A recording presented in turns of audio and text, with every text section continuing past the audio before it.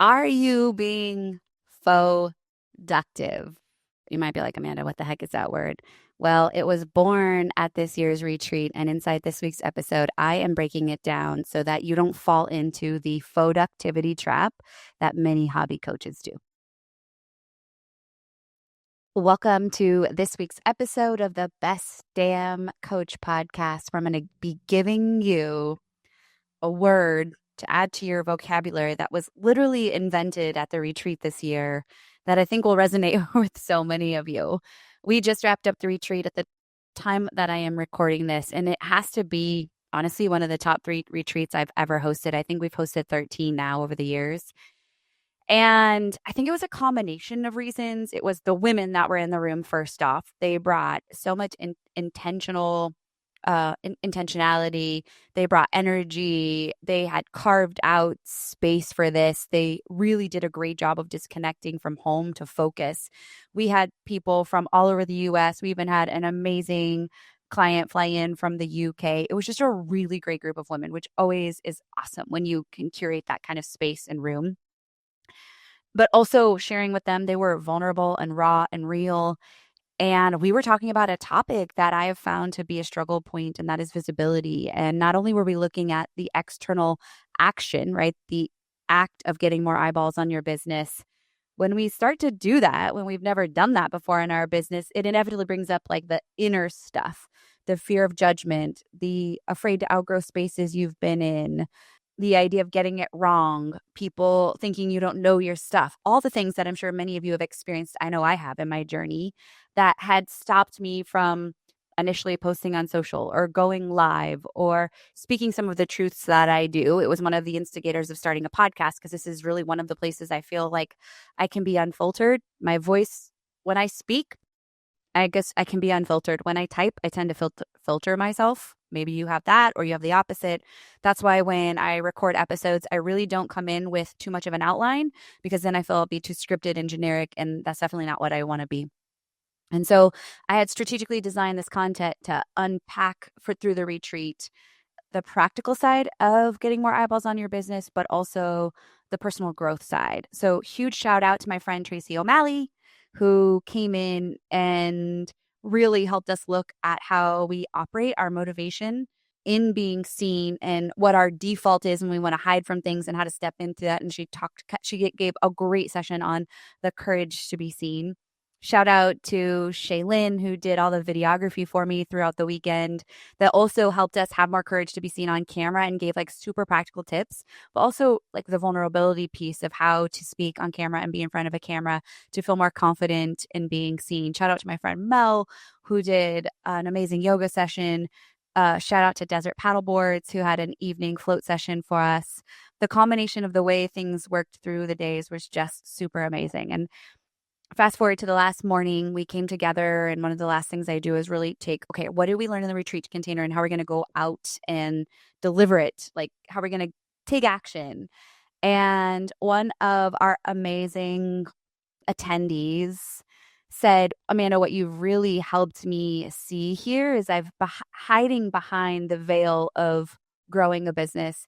I'm hiding behind this notion of being an entrepreneur, but the day in and day out things I'm really doing are not productive. They're faux-ductive. And I was like, that is genius. Shout out to her. She's going to listen to this episode, I'm sure. And I think that this is true of so many entrepreneurs is you are faux-ductive, F-A-U-X, then ductive. But let me spell this for you just so you get it. F-A-U-X hyphen D-U-C-T-I-V-E, faux-ductive, faux-ductivity. To me, it's doing the work that appears to progress your business, but in reality isn't moving the needle at all. In fact, it kind of is like hangs out in that previous episode I've talked about that I can link to on, are you really engaging in revenue generating activities? And so many of you may feel busy, you feel productive, you're crossing your to-do list off, but your bank account isn't necessarily reflecting that effort, or you're doing it as a mask to hide the real fears that are coming up for you, which is what they were really able to see is what's underneath it is their fear of sounding silly, sounding dumb.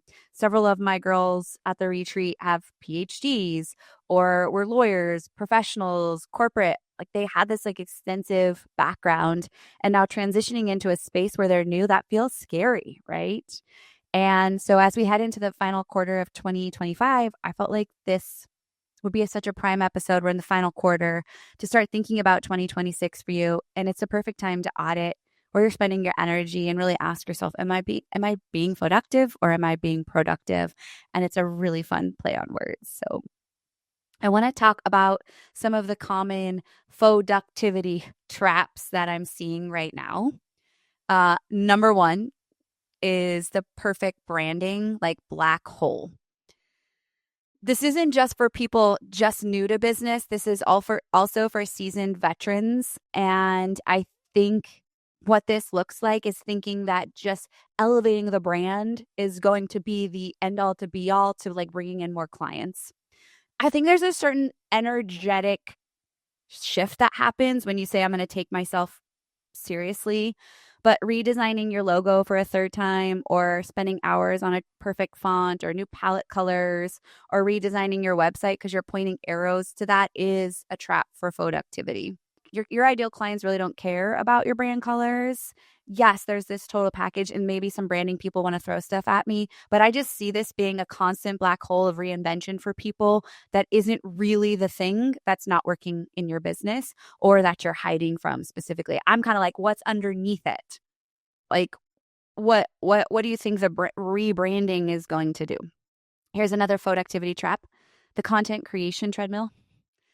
It's batch creating like 30 social media posts, designing all these graphics on Canva, spending hours making everything kind of like picture perfect Instagram worthy. And the reality check that I would offer is content isn't revenue generating unless it leads to conversions directly for you. And in my experience, 9 out of 10 people are not that case. They're not. Those are just, again, ways to hide from the productive things like real conversations about our business. Another faux-ductivity trap is the learning loop, taking another certification, listening to just Amanda's podcast and saying, yes, I'm doing the work, enrolling in another course, watching master classes, and not applying what you actually learned. And for me, it's not, you don't have a knowledge problem, you have an application problem. We've talked about that extensively. Another faux-ductivity trap, the tech obsession. It's like, this email platform isn't perfect, I'm going to go here because it has this extra feature. And so you're spending all these days setting up automations or researching the perfect CRM instead of just like picking one and going. And so tech should support your business, not become your business and how you're spending your time. And I would be mindful of how that's looking for you. Like if you're a tech stack junkie, which I know some of you are out there, or you're AI junkie, I would loop that in, is just talking to AI all day is not going to get you clients. It might give you ideas and suggestions. And I love AI as like my partner in thinking, but it's not going to do the work for you. Faux-ductivity trap number 5 is the perfection paralysis. You're rewriting the website copy like a 10th time. You still haven't launched it. You're tweaking all the details of your offer. And instead of just trying to work on selling what you've got, you're waiting till everything's quote unquote ready. And you know my feelings on that very clearly. It's do the damn thing. Done over perfect. It's going to get you there the fastest. For me, sold is better than polished any day of the week. I'd rather sell something 5 times for 97 than try to make it perfect and launch it at 5K, because I'm going to learn so much more from that process of the 97. And I would say the last faux-ductivity trap I see, number 6, is this kind of like organization overload. You're color coding. Like it's like like you're obsessed with systems because that feels real and cool in a business. Color coding all the projects, creating all these amazing spreadsheets, organizing your G Drive. But at the same time, that organization only serves you if it creates a specific action.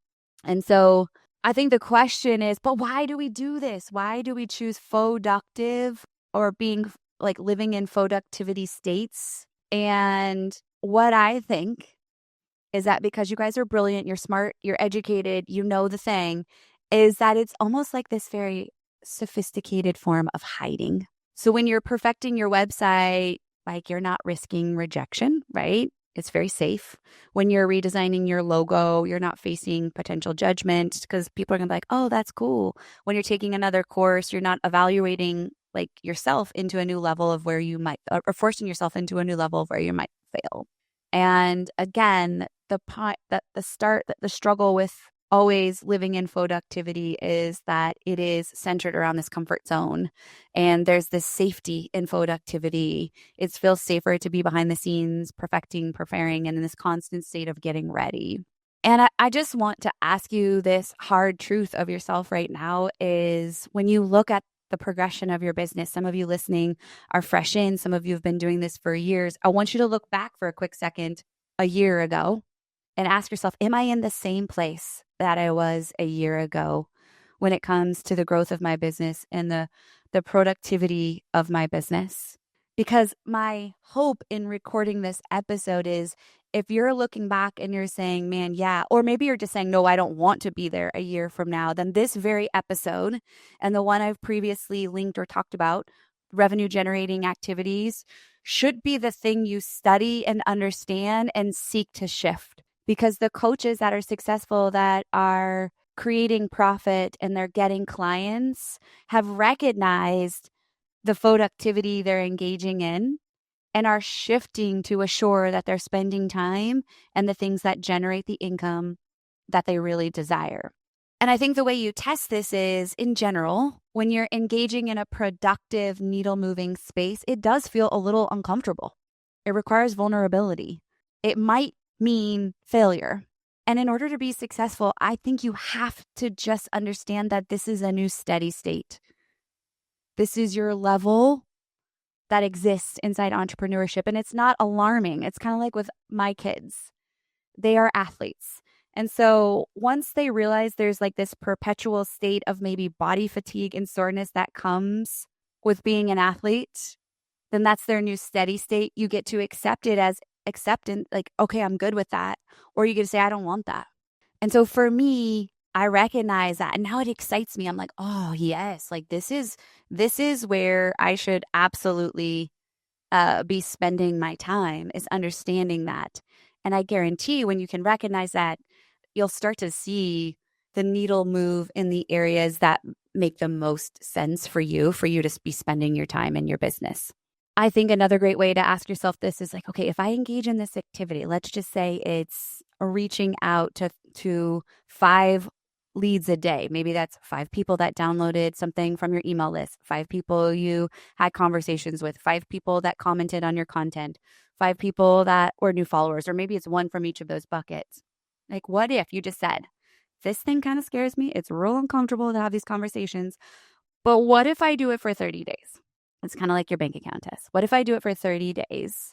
And if I don't see the ROI to that, then I can put it in the bucket of like, okay, this isn't a needle mover for me. So if some of you sometimes like, I'm not sure if posting on social media is a needle mover for me. Great. Then for the next 30 days, I want you to just post on social media. And then I want you to tell me, did your bank account specifically grow? No. Okay. So for the next 30 days, then I want you to make an offer in your stories every single day. Or for the next 30 days, I want you to have conversations and send DMs. And like, let's talk about what happens in 30 days and then help yourself. Like that will give you like the golden realization of, where productivity is for you rather than productivity. So as we move into the final quarter, or rather the end of this year, I just can't scream from the mountaintops enough that this is such an important part of the process of becoming an entrepreneur, even if you're not a coach. The people that I talk to, mentors in other industries that I really look up to, the constant theme we have and the constant tie-in for people that are having success is a willingness to accept discomfort as a new level of like a new baseline, a new foundation. And it's not tying their own self-worth, their own self-success to some of those things that do fail. It's reframing into the mindset of nobody really has a crystal ball. I am my best. I am the scientist of my business. I'm going to ask myself the questions. I'm going to conduct the experiment. I'm going to collect the data. And then I'm going to reframe that and move forward with new answers. Because when it doesn't work, it's just as great of data as when it does work, because they both point you in a similar vein towards what you need to do. And the quicker we can accept that and understand that, like your speediness and your willingness to fail is going to get you there faster. I was just coaching someone in the small buy offer, and we were talking about price point. And I said, all right, let's play with price. We basically were able to find that she's super confident launching her SBO at $97, like without hesitation. And I said, go, I want you to get like so many no's on that $97, because with inevitable no's are yeses. I want you to go in and like trial that $97 offer. And guess what? In 1 month, raise it to $197 if you feel ready, because you've gotten so much data, so much reps, so much feedback. So that's where it comes back to that statement I said earlier, like sold is better than getting ready, especially, in today's market. So at the time of recording, you've got like roughly 10-ish weeks left in the year. And just what if you spent those 10 weeks in real productivity instead of faux-ductivity? What might that change? Yeah. And if this episode hits home for you and you're realizing you're spending way too much time being faux-ductive, I just want to invite you to chat with me. Let's hear about what's like where you think you're faux-ductive, what's not working for you. I would love to hop on a call with you and hear like where are you at the end of this year? Where do you want to be next year? It's such a brilliant time to really reflect and look ahead to identify your gaps and what you want. And so if you want to jump on my calendar, you can do that at amanda-walker.com/let's chat. And just imagine if 2026 was a year you stopped having this like very bougie version of hiding called faux-ductivity and started up showing fully in your business. Like the coach that I know you're destined to be. You've got so much brilliance in there. And sometimes because we have so much knowledge at the coaching piece, we're just not that great at the marketing piece. I so relate to that. And that's where you can get support. So look forward to hearing from you. Jump on my calendar, I'll drop the link into my show notes as well. And I hope this episode just lands for you. You can share if you're up for it and it really lands for you. I'd love for you to share it with another coach, share it in a group you're in. Just copy the link. You can drop it in a text message, whatever, share it in your stories, and even send me a DM over on Instagram at @awalkmyway. I love to hear all the episodes are landing with you. And until next week, go coach them up.